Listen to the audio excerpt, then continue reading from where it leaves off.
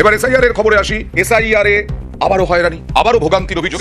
দেখা যাচ্ছে তালিকায় নাম না থাকায় আত্মহত্যা, কোথাও এসআইআর দেখা যাচ্ছে যে যিনি বেঁচে আছেন তার নাম রয়েছে মৃতের তালিকায়, মানে মৃত ভোটার হিসেবে। এই কি কাণ্ড! আগামী 14 ফেব্রুয়ারি এসআইআর এর চূড়ান্ত তালিকা প্রকাশ হতে চলেছে। বাংলার কি 1.5 কোটি মানুষের নাম বাদ যাবে? তারা কি তাদের ভোটাধিকার থেকে বঞ্চিত হবে, নাকি শুধুমাত্র রাজনৈতিক উত্তেজনা? কি হতে চলেছে আগামী 14 ফেব্রুয়ারি?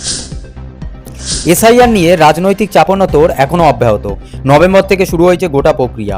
সংবিধানের 324 নম্বর ধারা অনুযায়ী ভোটার তালিকা সংশোধন, পুনর্মূল্যায়ন এবং সংযোজনের ক্ষমতা নির্বাচন কমিশনকে দেওয়া হয়েছে।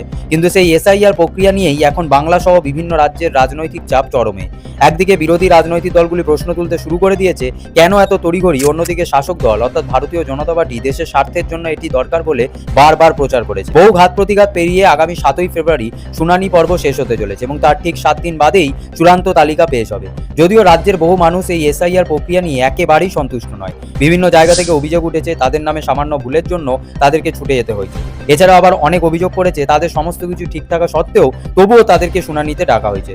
শুধু সাধারণ মানুষ নয়, বরং রাজ্যের শাসক দল অর্থাৎ তৃণমূল কংগ্রেসের নেতা মন্ত্রীদেরও ডাকা হয়েছে বারবার। এমনকি দেশে প্রখ্যাত খেলোয়াড় মোহাম্মদ শামি থেকে শুরু করে প্রখ্যাত নোবেলজয়ী অর্থনীতিবিদ অমর্ত্য সেনকেও বাদ যায়নি। এমন অবস্থায় দাঁড়িয়ে রাজনৈতিক মহলে প্রশ্ন তো উঠছে, এসআইআর প্রক্রিয়ায় কি সত্যিই লাভ হচ্ছে, নাকি কেবলমাত্র রাজনৈতিক হাতিয়ার হিসাবে এটাকে ব্যবহার করা হয়েছে? আদেও কি কোনো বাংলাদেশি চিহ্নিত হয়েছে বা হচ্ছে? এই প্রশ্ন তো উঠবেই। আপনারা যদি একটু বিহারের দিকে তাকান তাহলে দেখবেন বিহারও একইভাবে ভারতীয় জনতা পার্টি প্রচার করেছিল যে তারা নাকি বাংলাদেশি এবং রোহিঙ্গাদের দেশ থেকে তাড়িয়ে দিচ্ছে এই প্রক্রিয়ার মধ্যে দিয়ে, যেটা শুনতে খুব ভালো লাগলেও বাস্তবে কি তাই হয়েছে? এটা তো সত্যি। অন্য দেশ থেকে যদি কোনো মানুষ ভারতে বেআইনিভাবে প্রবেশ করে তাহলে সেটা ভারতের অর্থনৈতিক ব্যবস্থার উপর চরম চাপ সৃষ্টি করবে, এটা ঠিক। কিন্তু এটাও তো বুঝতে হবে এই যে গোটা প্রক্রিয়া করতে গিয়ে যেভাবে সাধারণ নিম্নবিত্ত সাধারণ মানুষের নানান সমস্যার সম্মুখীন হলেন, কেউ আত্মহত্যা করলেন, তার দায়ভার কে নেবে?